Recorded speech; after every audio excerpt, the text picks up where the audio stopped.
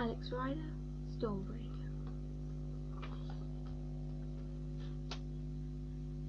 Chapter 1. Funeral Voices. When the doorbell rings at 3 in the morning, it's never good news. Alex Rider was woken by the first chime. His eyes flickered open, but for a moment he stayed completely still, lying in his bed. Lying on his back, with his head resting on the pillow. He heard a bedroom door open downstairs, and a creak of wood as somebody went. The doorbell rang a second time, and he looked at the alarm clock glowing beside him. 3:02 a.m. There was a rattle as someone slid the security chain off the front door. He rolled out of bed and walked over to the open window, his bare feet pressing down the carpet pile. The moonlight spilled onto his chest and shoulders. Alex was 14, already well built, with the body of an athlete. His hair, cut short, apart from 2 thick strands hanging over his forehead, was fair. His eyes were brown and serious. For a moment he stood silently, half hidden in the shadow, looking out. There was a police car parked outside. From the second-floor window, Alex could see the black ID number on the roof and the caps of 2 men who were standing in the front door. The porch light went on, and at the same time the door opened. "Mrs. Rider?" "No, I'm the housekeeper." "What is it? What's happened?" "This is the home of Mr. Ian Rider." "Yes." "I wonder if we could come in." And Alex already knew. He knew from the way the police stood there, awkward and unhappy, but he also knew from the tone of their voices. Funeral voices. That was how he would describe them later. The sort of voices people use when they come to tell you someone close to you has died. He went to the door and opened it. He could hear the 2 policemen talking down the hall, but only some of the words reached him. "A car accident. Called the ambulance. Intensive care. Nothing anyone could do. So sorry." It was only hours later, sitting in the kitchen, watching as the grey light of morning glowed slowly through the West London streets, that Alex could try and make sense of what had happened. His uncle, Ian Rider, was dead. Driving home, his car had been hit by a lorry at Old Street roundabout, and he had been killed almost instantly. He hadn't been wearing a seatbelt, the police said, otherwise he might have had a chance. Alex thought of the man who had been his only relation for so long as he could remember. He had never known his own parents. They had died in an accident, that one a plane crash, a few weeks after he had been born. He'd been brought up by his father's brother, never uncle, Ian Rider. He hated that word. And had spent most of his 14 years in the same house terrace in Chelsea, London, between King's Road and the river. But it was only now Alex realised just how little he knew about the man. A banker. People said Alex quite liked him. Ian Rider was always travelling, a quiet, private man, who liked good wine, classical music and books, who didn't seem to have any girlfriends. In fact, he didn't have any friends at all. He kept himself fit, had never smoked, and dressed expensively. But that wasn't enough. It wasn't a picture of his life, it was only a thumbnail sketch. "Are you all right, Alex?" A young woman had come into the room. She was in her late 20s, with a sprawl of red hair around a boyish face. Jack Starbright was American. She had come to London as a student 7 years ago, rented a room in the house in return for light work and babysitting duties, and had stayed on to become housekeeper, one of Alex's closest friends. Sometimes he wondered what Jack was short for. Jackie? Jacqueline? None of them suited her, and although he asked once, she had never said. Alex nodded. "What do you think will happen?" he asked. "What do you mean?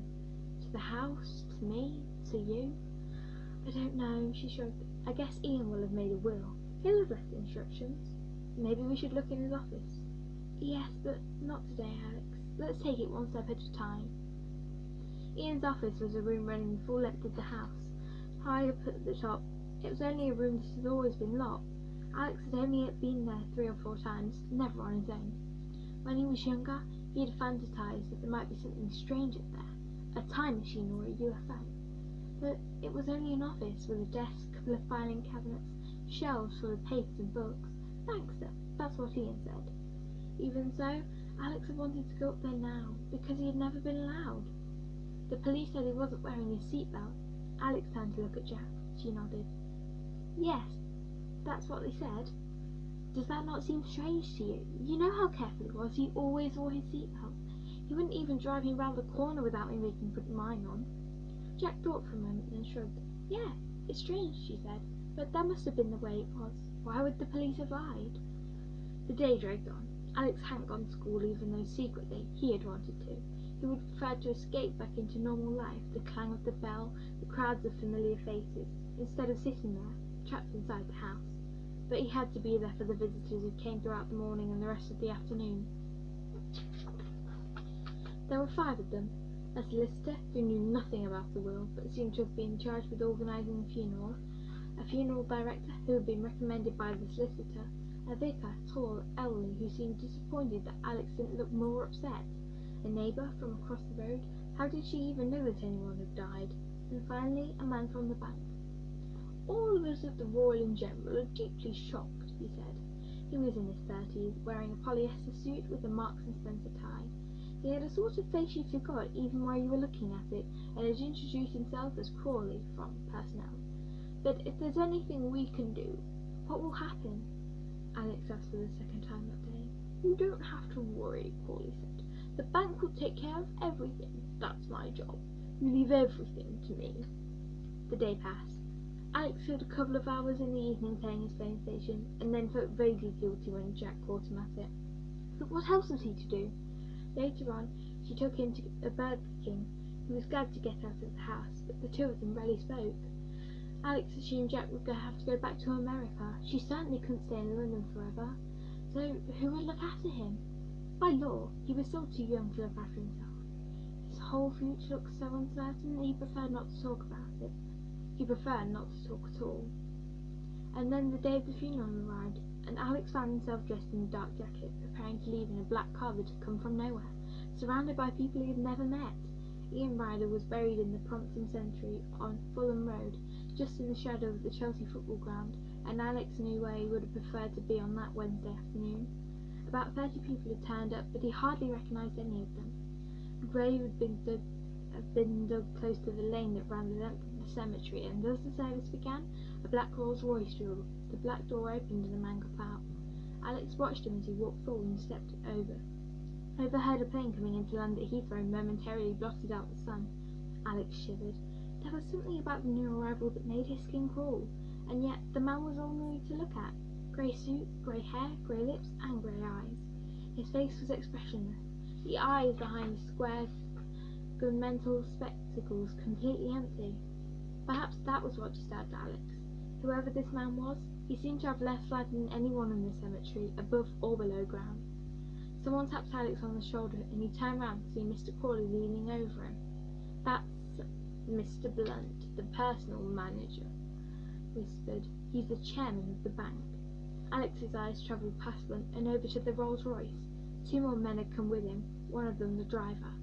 They were wearing identical suits, and although it wasn't a particularly bright day, sunglasses. Both of them were watching the funeral with the same grim faces. Alex looked from them to Blunt and then to the other people who had come to the cemetery. Had they really known Ian Ryder? Why had he never met any of them before? And why did he find it so difficult to believe that any of them really worked for a bank? "A good man, a patriotic man, he will be missed." The vicar finished his graveside address. His choice of words struck Alex as odd. Patriotic, that meant he loved his country. But as far as Alex knew, Ian Ryder had barely spent any time in it. Certainly he had never been one for waving the Union Jack. He looked round, hoping to find Jack, but instead saw that Blunt was making his way towards him, stepping carefully around the grave. "You must be Alex." The chairman was only a little taller than him. Close too, his skin was strangely unreal. It could have been made of plastic. "My name is Alan Blunt," he said. "Your uncle often spoke about you." "That's funny," Alex said. "He never mentioned you." The grey lips twitched briefly.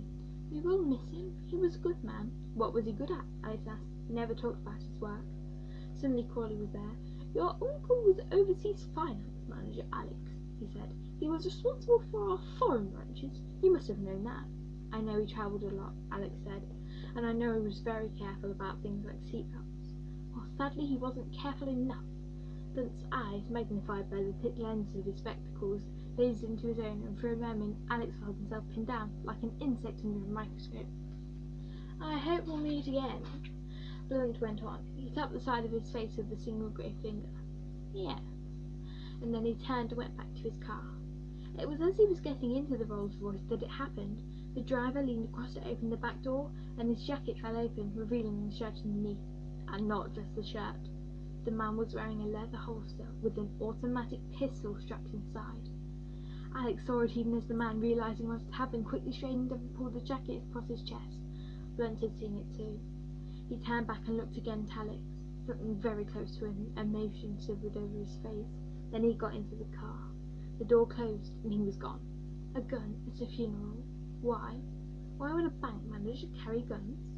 Let's get out of here, suddenly Jack was at his side. Cemeteries give me the creeps. Yes, and quite a few creeps had turned up, Alex muttered. They slipped away quietly and went home. The car that had taken them to the funeral was still waiting, but they preferred the open air.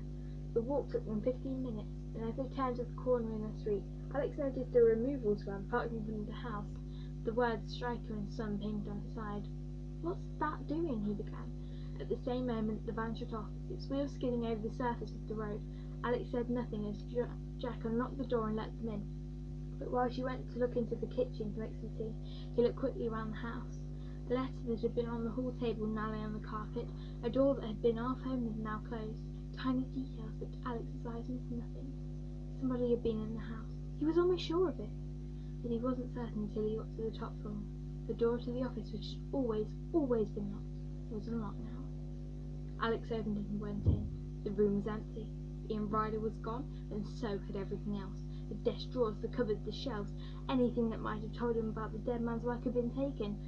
Alex? Jack was calling to him from downstairs. Alex took one look around the forbidden room, wondering again about the man who was once back there. Then he closed the door and went back.